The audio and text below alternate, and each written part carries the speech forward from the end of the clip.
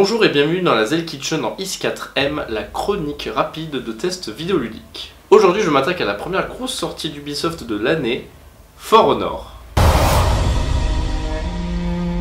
For Honor est sorti le 14 février 2017 sur PC, Xbox One et PS4. Il est édité et développé par Ubisoft.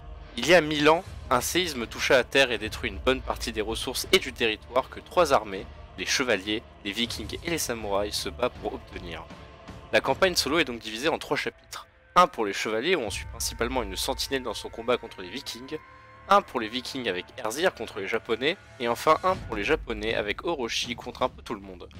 Cette campagne qui ressemble à un gros tutoriel pour le mode multijoueur possède une intrigue très simple avec peu de développement pour les personnages qui ne sont même pas tous jouables, mais reste quand même un bon début et n'est pas désagréable à parcourir.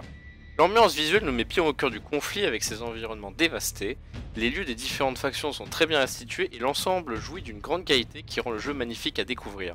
L'ambiance sonore nous retranscrit à la perfection l'art de la guerre, on sent que les coups font mal et les cris de guerre nous plongent vraiment au cœur du champ de bataille.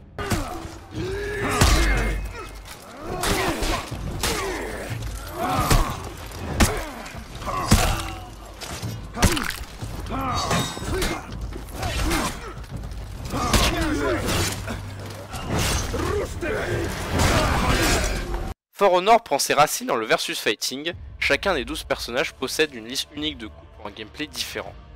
Ces personnages sont divisés en 4 catégories, les assassins, rapides et agiles qui peuvent faire beaucoup de dégâts rapidement, les tanks, lourds et résistants qui vont plus harceler l'adversaire avec de gros coups, les gardiens qui sont très polyvalents, et les hybrides qui mélangent les 3 types de gameplay précédents. Cet ensemble de personnages possède différents combos qui leur sont propres et une grande possibilité de personnalisation en termes de statistiques. En revanche, tous les personnages possèdent une garde ainsi que des coups légers ou lourds dans 3 directions. L'adversaire pourra bloquer le coup si sa garde est dans cette même direction. À cela s'ajoutent plusieurs mécaniques comme la parade ou la brise-garde. En termes de mode de jeu, le jeu se joue en 1 vs 1, 2 vs 2 ou 4 vs 4. Malgré un mode solo relativement simple, le jeu en lui-même est assez difficile et possède une grande courbe de progression en fonction du héros joué pour apprendre à maîtriser les différents personnages et la manière de les combattre. For Honor étant un jeu multijoueur, parler du netcode est obligatoire. Pour ceux qui ne savent pas ce que c'est le netcode, c'est un terme utilisé pour parler de la gestion réseau du jeu. Et dans ce cas précis, ce n'est pas la folie, car For Honor ne possède pas de serveur dédié. Il marche en peer-to-peer, ce qui veut dire que c'est les joueurs qui s'occupent de l'hébergement des serveurs.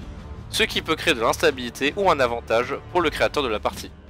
Il n'y a pas à dire, le jeu est magnifique avec de très belles textures assez détaillées, et malgré le fait qu'il soit gourmand sur PC, il en reste pas moins relativement bien optimisé. Il faut environ 6 heures pour compléter la campagne solo, ce qui est un peu court, mais le jeu étant principalement multijoueur, c'est aux joueurs de définir cette durée de vie. On va pas se mentir, For Honor est vraiment un bon jeu, mais pour un jeu vendu 60 € avec en prime un Season Pass pour les futurs personnages et des microtransactions qui n'ont pas leur place, ça manque cruellement de contenu, avec peu de maps et de modes de jeu. Et le solo ne peut malheureusement pas justifier ce prix car il n'a pas la qualité attendue à ce prix là. Néanmoins, si vous le trouvez pour moins cher que ça ne sera certainement pas un mauvais investissement. Et voilà, c'est tout pour For Honor, un jeu sanglant et violent où le skill règne en maître dans ses honorables combats. J'espère que ce test vous a plu, je vous invite à vous abonner à la chaîne si ce n'est pas déjà fait pour suivre le reste du contenu qu'on vous propose avec Zell.